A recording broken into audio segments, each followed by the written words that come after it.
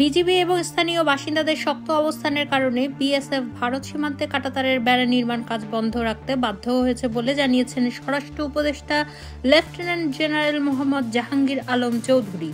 রোববার বাংলাদেশ ভারত সীমান্ত পরিস্থিতি নিয়ে সচিবালয়ে প্রেস ব্রিফিংয়ে তিনি এসব কথা বলেন। কাঁটাতারের বেড়া নির্মাণের ব্যাপারে বাংলাদেশ কঠোর অবস্থানে আছে জানিয়ে উপদেষ্টা বলেন, পররাষ্ট্র মন্ত্রণালয়ের মাধ্যমে ভারতের সঙ্গে যোগাযোগ করা হচ্ছে। 2-1 দিনের মধ্যে ভারতীয় হাই কমিশনারকে ডেকে পররাষ্ট্র মন্ত্রণালয় জানতে চাইবে সীমান্ত নিয়ে যেসব অসম চুক্তি ভারতের সঙ্গে আছে তা বাতিল করা হবে। স্বরাষ্ট্র উপদেষ্টা বলেন, সীমান্তের 150 গজের মধ্যে ভারত কোনোভাবেই কাঁটাতারের বেড়া নির্মাণ করতে পারবে না, তবে 150 গজের বাইরে হলে আপত্তি থাকবে না। নো ম্যানস ল্যান্ড থেকে 150 গজের ভেতরে যে কোনো উন্নয়ন কাজ করতে পার্শ্ববর্তী দেশকে জানাতে হয়। ভারত সেটা করেনি। সীমান্ত নিয়ে ভারতের সঙ্গে 4টি সমঝোতা স্মারক স্বাক্ষর হয়েছে। বিগত সরকার সীমান্তে নানা সুযোগ দিয়েছে, তাদের কাঁটাতারের বেড়া করতে দিয়েছে। তিনি বলেন, ফেব্রুয়ারিতে ভারতের ডিজি পর্যায়ের বৈঠক হবে।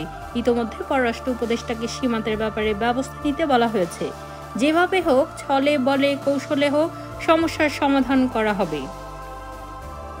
স্বরাষ্ট্র উপদেষ্টা বলেন, বাংলাদেশ ভারতের মধ্যকার 4156 কিলোমিটার সীমান্তে 3271 কিলোমিটার সীমান্তে ভারত কাঁটাতারের বেড়া নির্মাণ কাজ শেষ করেছে।